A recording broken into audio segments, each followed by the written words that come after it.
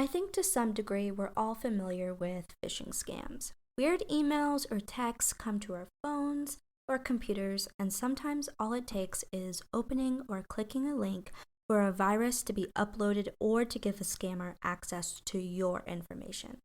The same tactics the same tactics are applied to crypto wallets.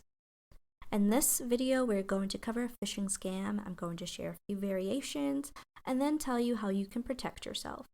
If you don't know, I'm Sour Ghost, a UX designer with a passion for all things involving Web3 and most importantly, interested in making it more accessible to everyone. Let's get into it, ghosties. As I mentioned, these scammers are targeting your crypto wallet. They want you to share your passwords and your crypto keys so they have complete access to your money.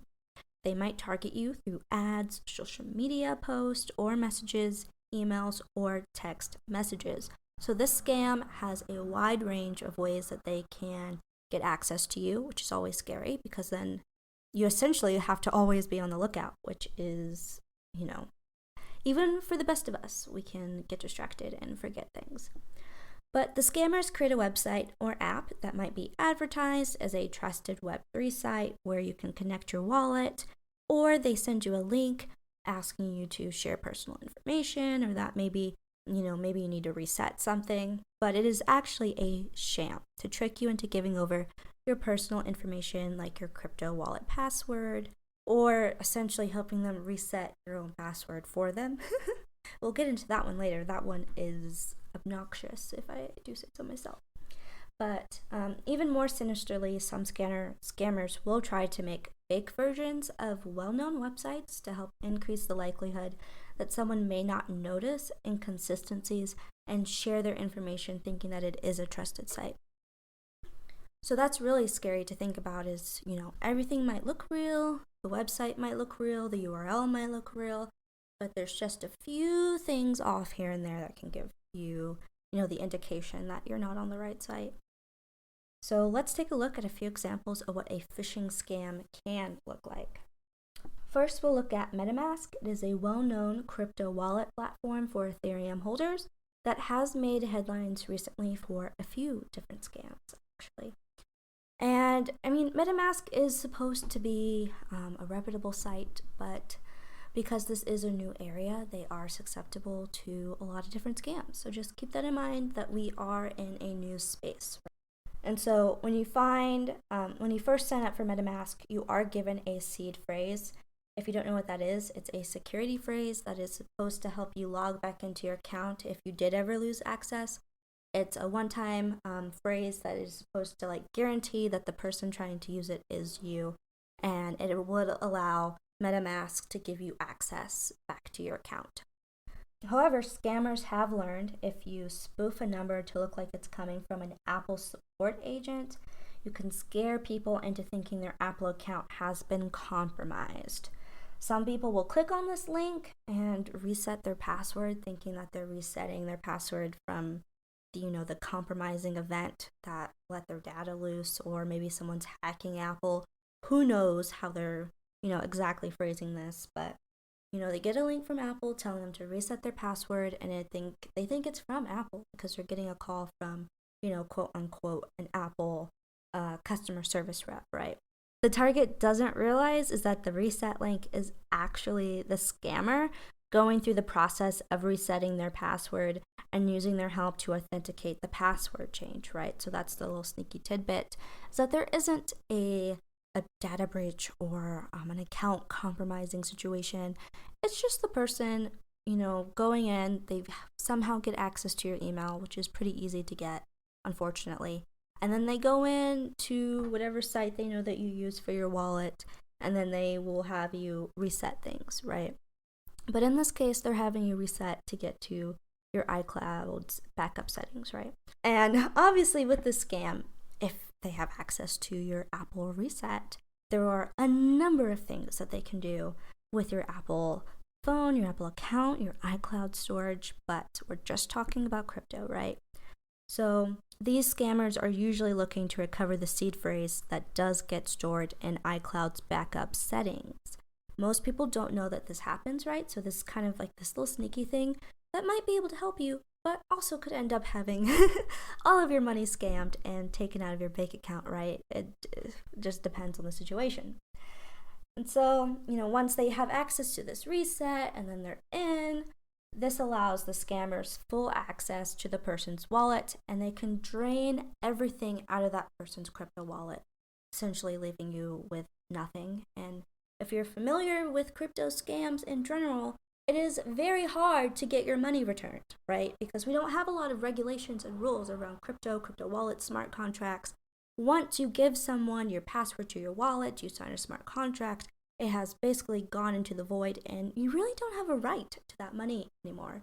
Now, there are, lawsuits and things going into effect trying to create rules and regulations. There is, I believe, a section of the government who is now, acting on behalf of the crypto people who have lost money, but that takes time.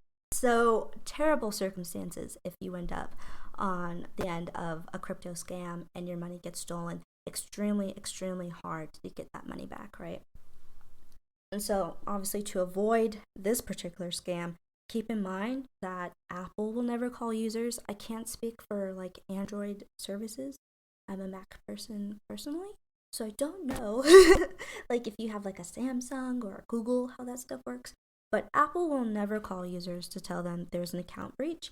And you want to make sure that you don't, either when you're first signing up, you request that Apple not store that seed phrase, or go back into your settings and get rid of that from your iCloud. And I would recommend doing that for a bunch of different things, right?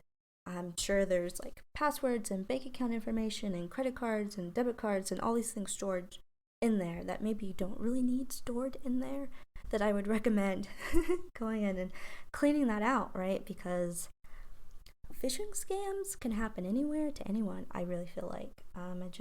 It just takes you having one day when you're like, oh, I recognize this website, I recognize this link, you click, and then you've kind of, given information, or maybe just clicking the link was enough. I just feel like the scam is so easy to target anyone, no matter how like self-aware and how much you think you can prepare for this.